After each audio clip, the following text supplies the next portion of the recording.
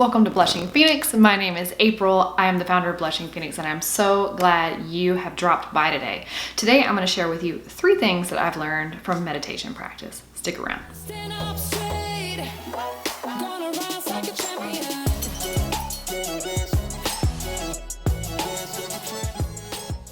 Number 1, get beyond the body. Meditation is a great time to sit down and move yourself beyond the body.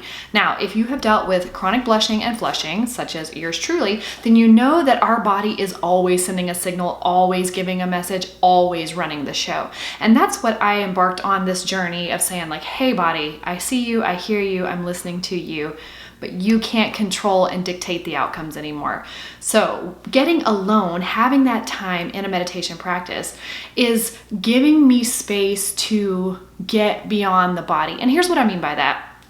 When you sit down to meditate, I think we've all kind of like heard or seen something about meditation, and it's like, well, I'm too busy and there's too much going on and I can't quiet my mind and I can't be still, and the list goes on and on. But when you sit with your body, you sit your body down, you understand how controlling your body has been. Because when you get alone with your mind and your body, you will start to realize that even if your mind's up for it, like you told yourself you're going to sit down and do this meditation practice, you will realize how uncomfortable your body gets. There's no need to judge this situation. This is really just an observation. Being in this place of meditation, sitting with myself, I cannot tell you enough how much my throat starts to itch, my knees, sitting in the meditation pose, my knees start to hurt, my hip starts to hurt, my back starts to hurt, all these things in the physical realm with my body. But when we can sit down and we can really get beyond the agitation of the body, something really spectacular happens. So I am, number 1, sharing with you that I'm learning to get beyond the body. You know, when we're in a very stressed state, there's 3 things that we hone in on. And 1 is the body, because we need to preserve it. The second is something in the outside world, which is usually people. And especially for people who flush and blush, it's going to be people and judgment of people. And the third thing is time. You know, if you are out in the wild and you're being chased by a bear, you are very aware of your body because you don't want it to get eaten. And you're very aware of the outside things around you, which would be nature, the bear, safety, looking for a place of refuge, and time. You only have so much time to get to safety. Well, when we get in that meditation space and we are beyond the body, we also get beyond the outside world and we get beyond time. That has been very beneficial for me because it's letting me get back into my headspace, back into my consciousness, and not so much in this survival state of my body dictating the show. If you've been around for a while, you know that for me, it is a chest, neck, flushing situation that I have gone through. And there's a lot of pins and needles. There's a lot of tightness in the throat. There's a lot of just agitation in this area. And if I am in a situation in the past where I've been around a bunch of people, or I'm speaking, or I'm just in a social thing, the first thing that would usually trigger for me is my body. I'm going to feel some sort of pins and needles. I'm going to feel some sort of clenching in my shoulders. I'm going to feel tightness, and then the flush usually comes after that, because my body's picking up that in the outside environment, this looks like a space of where XYZ has happened in the past. Those traumatic experiences have happened in the past, and the body's just trying to protect me. So if you can get into a meditation practice, or for me personally, I'm able to sit down and get beyond my body, which is giving me more time with the conscious mind. The second thing I'm learning from a meditation practice is to tell myself a new story. I am always big on saying, we're going to tell ourselves a new story, we're going to write a new story, this is not our story. But when you actually sit down in a meditative state, you can actually create the new story. Think about this for a second. I want you to close your eyes, and I want you to think about something that makes you really sad. For example, for me, I watched my father die back in 2020. He was battling colon cancer, and it was 11 months, and eventually he lost his life to it. If I sit and I think back to that hospital room, and I think back to what I could smell in that hospital room, you know how hospitals smell, and my brother and my mom are there, and my brothers are there, my mom is there, and it's the sounds of the machines and all of the things, and I put myself back there visually, and I see my dad laying in that bed, and I get to play this out again in my mind, I will get emotional, because my mind doesn't know if I am physically there or if I'm just thinking it. It thinks I'm there. So when we sit down in a meditative practice and we close our eyes, we get beyond the body and we start to visualize the things that we really want in our lives. For example, I am working on being able to be in social settings and not worry one bit about turning red, because I won't be turning red anymore. That is what's going to happen. So I will visualize, I know I've got a coffee meeting coming up in a couple of weeks. So I'm going to visualize in that meditative state, sitting at that coffee with the person that I'm talking to, potentially in a low cut shirt, and not for 1 second worrying about anything that's happening with redness on me, but more so just being really excited to be there, engaging in the conversation, curious.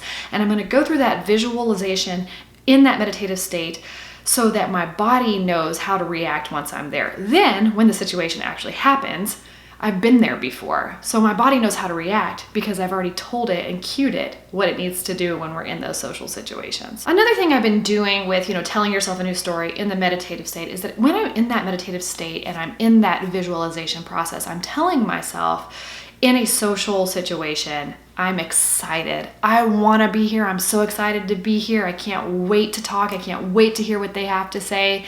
I'm so stinking excited, because your brain has to pick one or the other. It can't be split among itself. So if you're excited versus fearful versus anxious versus feeling that you're going to be judged and you're afraid of being judged, and we get into that place of excitement, exhilaration, and all of those good adrenaline feelings that we get when we're happy and joyful and overwhelmed with excitement, then my body is going to start to believe that we're not fearful and anxious and worried about the judgment, but this feeling that I'm feeling that's making my heart rate go up a little bit, my palms sweaty a little bit, is pure excitement and joy. So we get to narrate the story, and a lot of times we need to be able to sit ourselves down, get away from the outside world, get away from the noise, get away from all the teachers and practices and things that are supposed to be helping us, and just get alone and tell ourselves a new story. So then we can start to act that story out genuinely and authentically.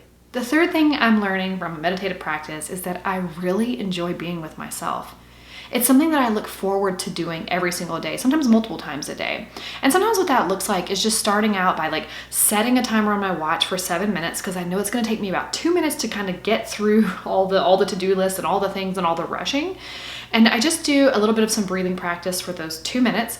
And then I try to get a good solid 5 minutes of just being with myself, being with my thoughts, being in that space of the meditation practice. It's a practice. I am not some guru at it, but I'm really excited about it. And it's something that I have been doing consistently. So I'm enjoying being with myself. I'm enjoying observing my thoughts. I'm enjoying when I get to hear all the busyness, sometimes especially in the afternoon, when I get to hear my thoughts unraveling and there's whoa. I can see what's kind of embedded in the subconscious that's kind of driving this underlining pressure and stress in my life. And it's neat to really observe that. Sometimes things come up in my mind that I'm I didn't even know I was bothered by that or worried about that. But it's almost like it's, when you think about your computer running programs and you think about when you have way too many tabs open, you don't realize that all of those tabs are taxing your system. And so sometimes it's nice to go in there and close those tabs, maybe do a reboot on your computer, and it runs so much better afterwards. And that's what it feels like when I'm alone. It feels like I get to see all the tabs that I've left open, thinking I would get back to them, but do we ever really get back to them? But I have left the tabs open, and I get to go through tab by tab by tab and close the tabs out, and then do a reboot on the system. So I'm really enjoying just being alone, listening, understanding, not judging, just observing and being with myself. It's something that even if I'm in a meditative state and I don't actually cross over into where you kind of forget about your body and you kind of forget about time and space, and I'm just observing thoughts the whole time, that's okay. I get to see I got a lot going on in my world right now, and I'm so grateful to take this 5 minutes to myself to just hear myself, feel myself. Also, I'll add that there was a situation with somebody in my life that just kind of I get triggered sometimes. Sorry, dropped my camera lens. I get triggered sometimes, and I realize that it's not a them problem, it's a me problem. And so even in that meditative state, I think about when that person messages me or when they are going to cross my path, how I'm going to react. the next time there is some sort of interaction with them. And I get to go ahead and practice who I'm gonna be when that happens. And so it was interesting because today I actually got a message from the person and I immediately just responded with no additional feelings. And I was like, wait, I'm supposed to feel these feelings. I'm supposed to be this. I'm supposed to be this. Literally just like nothing. It's still blowing my mind because I'm like, I practice that. And I've always believed in these types of things. I feel like I've got like vision boards. You can't see it, but it's down here. I've got vision boards. I think that being able to see it, if you can see it in your mind, you can hold it in your hand. I heard Steve Harvey say that. And I don't know if he got that from somebody else, but I've always heard him say, if you can see it in your mind, you can hold it in your hand. And I can speak to that to so many things that have happened in my life. So for my chronic blushing friends out there, for those of you who you feel that you are suffering, you feel that there's no hope, you feel that you cannot go on, you feel that it is taking your life away from you, I would highly, highly recommend, if you are open to change, if you have a glimmer of hope in you, a glimmer of possibility that this could change for you, because that's the first thing. If you don't believe that this can change for you, no one can do anything for you. But if you have a small glimmer of hope and possibility, then I would highly recommend that you check out Dr. Joe Dispenza. He talks a lot about like the neuroscience and all the chemistry and the scientific backing of how the brain and body work together. He's been instrumental in my life. He's actually somebody that I've been listening to over the past like couple of weeks or so, and what got me going back into this meditative state, because he's so passionate about what he has seen in a lot of his seminars and these like 7-day retreats that they do, where they do a lot of meditative practices, but they also do like blood work and brain scans at the beginning and at the end, and they get to see some radical transformations in people's lives. And so, you know, he's not the only one that speaks about this. There's many people who talk about it, but I think about like why we hesitate to do things like this for ourselves. We have the time. We always have the time for the things we really want to do. So if you are on that path of healing, you're on that path of understanding, and you're on that journey to say, I'm not going to be like this for the rest of my life either, then I highly, highly, highly encourage you to check him out and see what you think. Or people who do some of the types of work that he does, because he has such a great way of breaking it down. And when you share this scientific backing, I'm not somebody who always needs to know that there's proof, because I'm a feeler and I kind of feel things that I can't always give an explanation to, or they defy logic. But he is actually telling you a lot of scientific backing to go with these things, which is even cooler because it helps you understand your brain, body, and spiritual connection a little bit more. So all in all, those are the 3 things I've learned from a meditating practice. I'm still pretty new to it. It's something that I am adding into my day-to-day. It's something that I look forward to. It's something that I'm excited about. It's not a chore for me, and it's not something that I'm just hoping to get something from it. I actually feel like now is the season, with everything that's happened in my life, with all the time I've spent trying to please the outside and get some sort of affirmation and connection from the outside world, is to really just go inward. And that started with me understanding that my self-worth, my love, my acceptance, all of those things come from within and not from out there. And it's making me function so much better in the world. I have not flushed in like, I think, no, I did on this past week. We had a work dinner. And it was so hot, and we sat outside, and I just remember, I don't even know if I actually flushed or not. I just feel like I was really hot. But then the next day we had a work lunch with a bunch of people, not one time, and I sat outside as well. So it's one of those things that it's not something that I'm saying you're going to walk away and be healed, transformed immediately. I don't know what that looks like for you, but I'm just here to share my journey with you. I'm here to share that this is beyond blushing and flushing. This is beyond being stuck in this like erythrophobia trap. It's so much more than that. Our lives are so much more than that. We are so much more than that. And my body has believed a story for a very long time that is being undone right now. And so part of that undoing is this meditative practice. And so I wanted to share that with you because it is like working wonders in my life. Wanted to share it with you. I hope that it resonates. If it doesn't, you won't remember it and it's not for you. Just let it go. If something resonates, pick it up, do a little research and run with it. You don't always have to look to the outside world to tell you how, when, where, or if you're doing something right or wrong. You already have the answers inside. Look around you, grab a little guidance, a little bit of coaching, and then turn that stuff off and just go inward. All right, my friends, till next time, see you in my next video. Rise up, rise up. When you've had enough, when the crowd gets rough, gotta stand up straight.